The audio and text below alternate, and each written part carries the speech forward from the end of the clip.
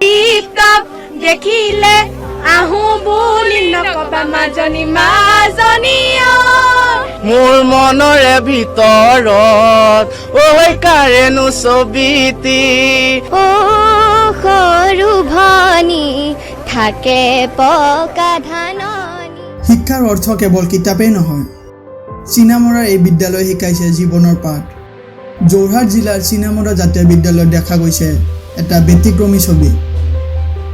বিদ্যালয়ৰ ছাত্ৰ ছাত্ৰীয়ে শ্ৰেণীকোঠাৰ পৰা ওলাই এখন পথাৰলৈ গৈছে আৰু নিজে হাতে শুই ৰৈছে।